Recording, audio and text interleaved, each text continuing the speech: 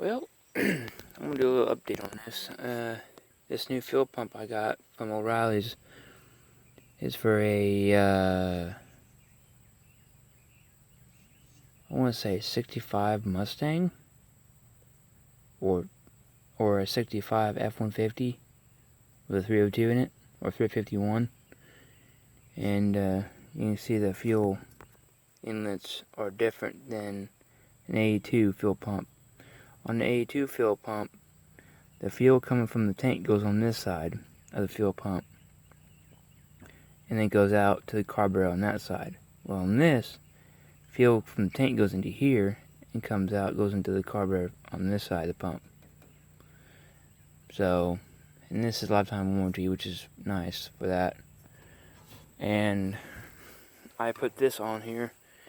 I put this fuel gauge from O'Reilly's on here, and it's a Mr. Gasket fuel pressure gauge, and I had to put a T on here to make it work. So, and I had to get a little short pipe, 1/8 inch pipe,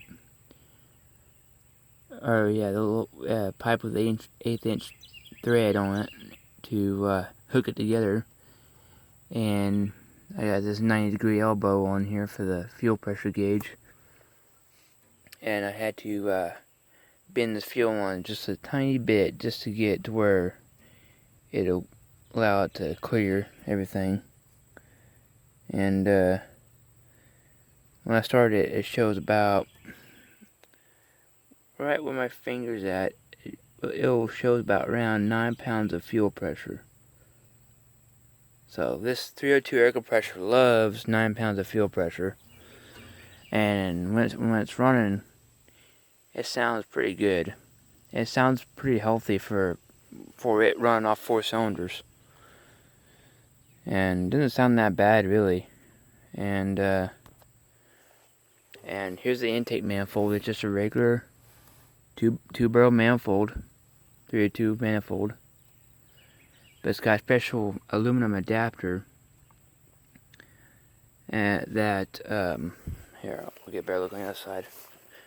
It's a special aluminum adapter that allows us to be bolted up to the manifold, but it blocks this side on the intake runner. See the intake runners here? That aluminum plate blocks this side of the manifold off, so air can't get in, so it can't suck air through the manifold. And the carburetor is actually moved over to the other side of the manifold. So if I took this carburetor off, this side of the manifold would be blocked off. But if I look down through it, on this side of the manifold, through the aluminum adapter, it'd be a hole straight through the adapter to that side of the manifold.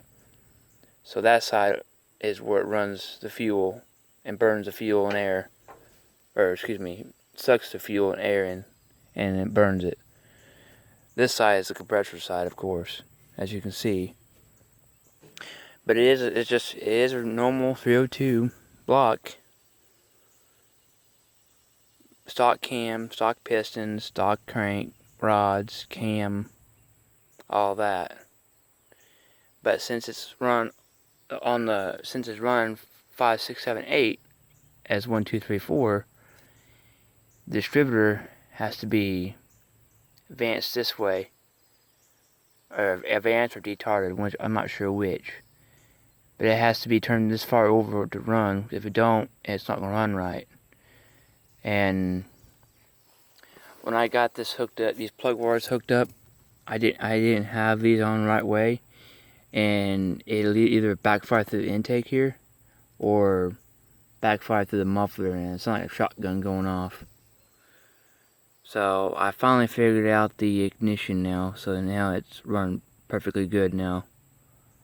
These here that are not being used, that's for the other 4 cylinders, but they're not being used, so, and it doesn't hurt anything. It's just, you know, open. It's not sparking or anything, so which is good. But I still have to open this to start it because it builds up a little bit of pressure before it'll start. So I do have to open this. But once it's running, I can shut this, and this will not work with this valve right here.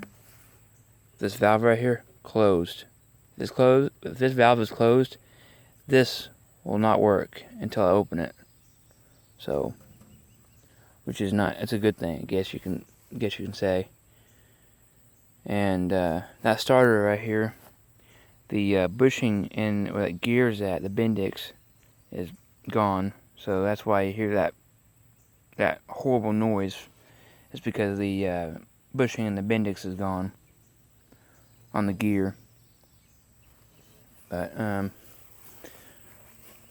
and I looked at the air filter on this thing. It's still pretty clean, so there's no need to change it for a while. And when I pulled this air filter out to check it, this deal down here was full of pecans in it. This bottom piece was just loaded with pecan shells in it. So I got that all cleaned out, and it's good now. And as you can see, I hooked up the fuel tank, so instead of a jerry can. And I did tune up on it. I changed the oil filter here, the external filter, and I changed the normal oil filter. Next thing I want to do to this is actually take this copper tube off. This is for the oil pressure gauge. And I'm actually thinking about getting another oil pressure gauge with the oil pressure sensor, and then just run a wire up to back of the gauge. But I'm also going to change this out too because it's mechanical. I'm going to put electric oil pressure gauge on this, and probably the same with the water temp too, and do the same thing with it. Put electric water temp on it like I did with my truck here. So it'll be a little bit more wiring, but you know, it'd be alright. I'm okay with that. But I'll give it a start real quick before it downpours, because it's starting to sprinkle a little bit. So let me start this up, and it does sound a whole lot better too since I did a tune up on it. New plugs and plug wires, cap, and rotor. So it's run a lot better. Sounds better too. So let me start up here if my phone dies.